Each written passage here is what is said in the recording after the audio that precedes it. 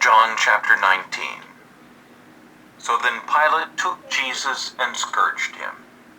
And the soldiers twisted a crown of thorns and put it on his head. And they put on him a purple robe. Then they said, "Hail, King of the Jews!" And they struck him with their hands.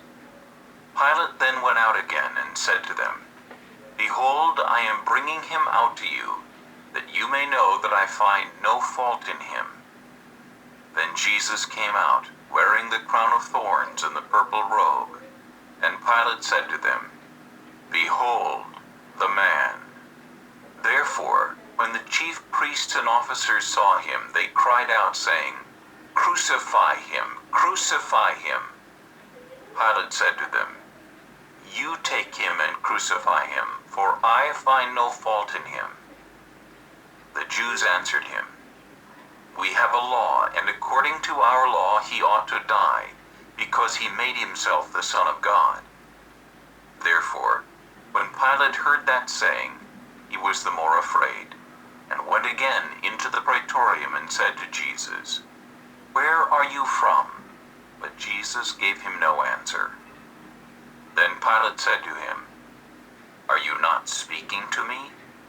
Do you not know that I have power to crucify you and power to release you?" Jesus answered, "You could have no power at all against me, unless it had been given you from above. Therefore the one who delivered me to you has the greater sin."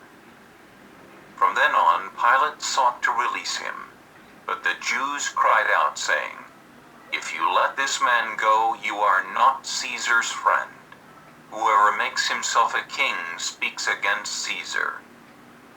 When Pilate therefore heard that saying, he brought Jesus out and sat down in the judgment seat in a place that is called the Pavement, but in Hebrew, Gabbatha.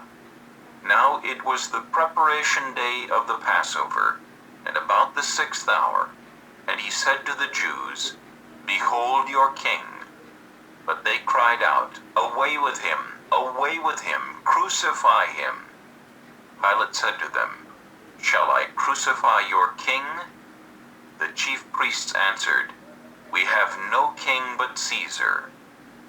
Then he delivered him to them to be crucified. So they took Jesus and led him away.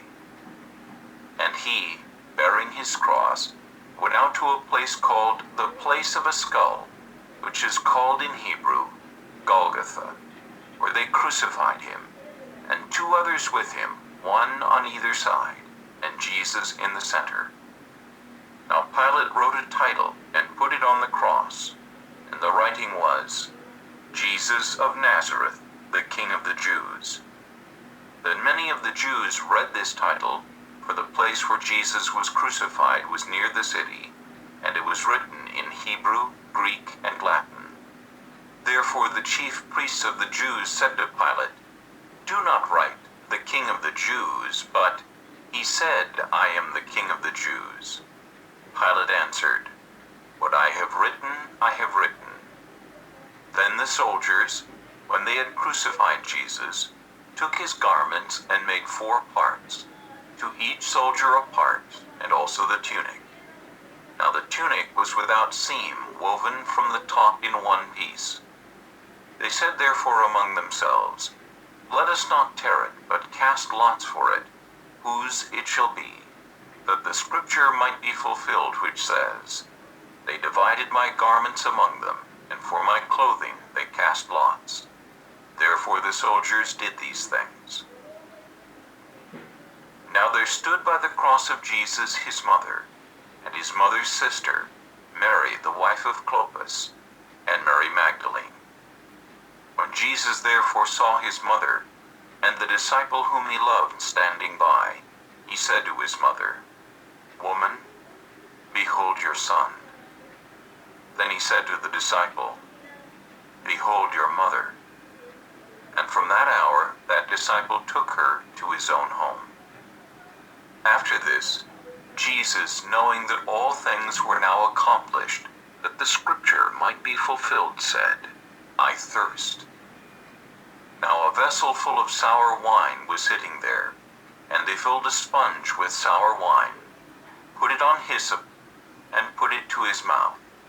So when Jesus had received the sour wine, he said, "It is finished." Bowing his head, he gave up his spirit. Therefore, because it was the preparation day, that the body should not remain on the cross on the Sabbath, for that Sabbath was a high day, the Jews asked Pilate that their legs might be broken, and that they might be taken away. Then the soldiers came and broke the legs of the first, and of the other who was crucified with him.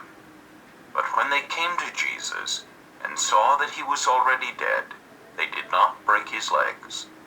But one of the soldiers pierced his side with a spear, and immediately blood and water came out. And he who has seen has testified, and his testimony is true, and he knows that he is telling the truth, so that you may believe. For these things were done that the scripture should be fulfilled, not one of his bones shall be broken. And again another scripture says, "They shall look on him whom they pierced." After this, Joseph of Arimathea, being a disciple of Jesus, but secretly, for fear of the Jews, asked Pilate that he might take away the body of Jesus. And Pilate gave him permission. So he came and took the body of Jesus. And Nicodemus, who at first came to Jesus by night, also came, bringing a mixture of myrrh and aloes, about 100 pounds. Then they took the body of Jesus, and bound it in strips of linen with the spices, as the custom of the Jews is to bury.